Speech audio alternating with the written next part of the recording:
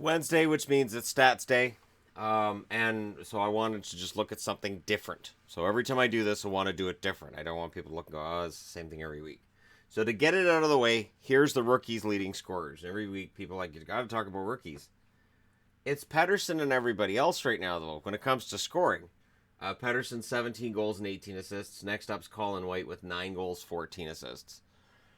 It's a runaway. Dahlin, though, has moved up to 3 goals, 16 assists. Kachuk, 10 goals, 8 assists. Svechnikov, 9 goals, 8 assists. Heiskanen, 7 goals, 10 assists. And Kokaniemi, 4 goals, 13 assists. There you go. Rookies. But I wanted to look at something here that we've been talking about, which is points. Who's scoring?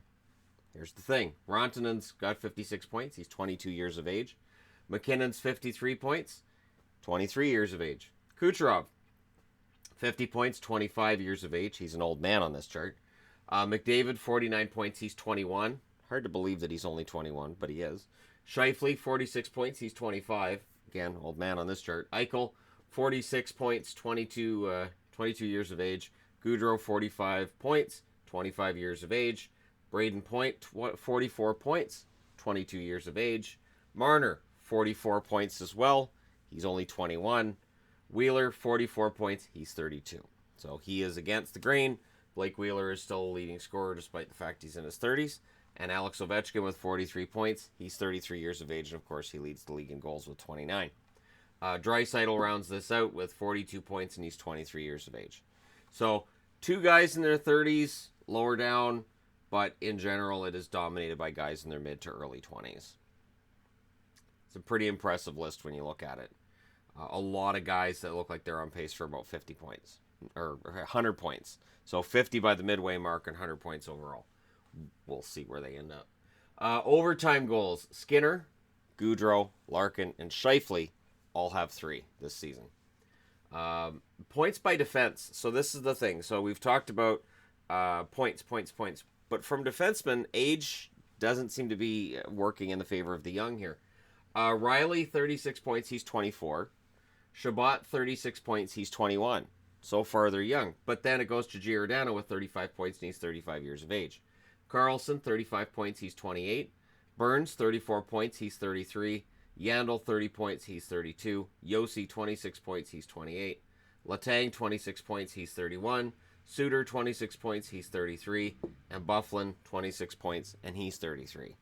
So overall, yes, the league gets younger when it comes to scoring, but the blue line, the older players still have it. They are still your top guys. And Shea Weber could very well have found himself in that position should he have been able to play the full season and not end up coming in December. It's an interesting chart. It's not something that means that this is necessarily a lie. It just means that defensemen get better with age, I guess. It takes a while to learn how to play defense in the NHL. Plus minus. So we all agree this stat doesn't mean anything. That seems to be the whole thing. And yet, when you look at the leaders, it does tell you who's having a good season. Skinner in Buffalo, Lindholm in Calgary, Carlson in Washington all have plus 21s. Plus 20, McDonough in Tampa, Giordano in Calgary, and Kempney in Washington. Yes, it tells you who plays on good teams. You have to be on a good team to get a really good plus minus, but it also tells you who's having a good season for those teams. Ice time. Doughty leads the way. He and Seth Jones are tied with 26 minutes, 27 seconds per game. Letang, 25 minutes, 54 seconds. Suter, 25 minutes, 52 seconds. Ristolainen, 25 minutes, 48 seconds. Lindholm, 25 minutes, 30 seconds. Carlson, 25 minutes, 27 seconds.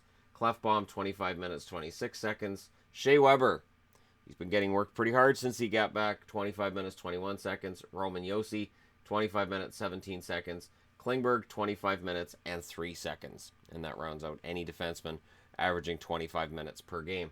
And then we get into some team stats here. Team goals against average. Boston actually leads there with a 2.41. Slightly ahead of Nashville, who have a 2.43. Dallas 2.5, and the Islanders 2.55. So the Islanders, under Barry Trotz, that commitment to defense, absolutely showing through right here. Your power play numbers, Winnipeg leads the league at 30%, followed by Tampa at 29.5, Colorado 29.4, and Florida 27.6. Penalty kill, Arizona leads there with 89%, Minnesota 85.9, San Jose 85.3, Tampa 84.2, Vegas 83.5. So, penalty kill, power play, they don't necessarily mean a whole lot in the grand scheme of things. You got Florida near the top of the power play list, Arizona at the top of the penalty kill list, where they've been all year, but neither of those teams are in or near the playoffs.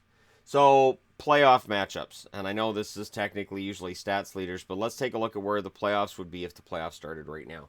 You'd have Tampa against the Montreal Canadiens, Toronto against the Buffalo Sabres, the Washington Capitals versus the Boston Bruins, Columbus versus the Islanders. And of course, for Boston, it might be advantageous to play Washington in the first round if this was the setup, because then you don't have to worry about playing the winner of Toronto and Buffalo in the second round. And you get either the Islanders or Columbus in the second round, which looks better. That being said, if Columbus gets through a round this year and if they're able to get that momentum going, who knows? Maybe they can go to a Final Four shot. The Islanders, of course, have one series win, and it's been a long time. They have one series win in a very, very long time. Out west, we'd have Winnipeg and the Oilers. Sign everybody up to watch that, based on the game we saw this past week between the two of them. Nashville and the Colorado Avalanche, which would be a fantastic series. Calgary and Vegas, which would be great. And then California, San Jose and Anaheim. So your obligatory matchup between two California teams. And conspicuous by their absence, the Pittsburgh Penguins, the Minnesota Wild, Dallas Stars. Number of teams that we would normally think, well, they should be in there, and they're not. So, and in the case of St. Louis, they're a team that was supposed to be in here too. And it just has not worked out for them. And of course, in the East, New Jersey is one of those teams that you look at and go, wow, huh? So, if you're looking at teams making the playoffs this year that missed last year, you'd have Montreal, you'd have Buffalo, you'd have the Islanders, so that's 3 in the East. In the West, you'd have the Oilers, you'd have the Flames, you would have, so that's 2. Yeah, so 5 overall. So, it's not as much turnover as it feels like, and yet we talk about how surprising the results have been this year. And yet last year we had 8 teams make the playoffs that missed the playoffs the year before. So there you go. Just some interesting numbers and interesting things about the stats right now and where we're at as we get ready for the Christmas break. And of course, next week when I do this, it will be from the city of Las Vegas. So there you go, because we're leaving tomorrow morning. So there we go. Hey, don't forget to hit like and subscribe if you're browsing your way through. Always let me know in the comment section below what you guys think. Again, I'm trying to approach the stats from a different perspective every week. I think that makes it more interesting than just straight stats, everything exactly the same, and it's kind of a fun thing. There you go. Thank you guys so much for watching. As always, I'll talk to you again soon.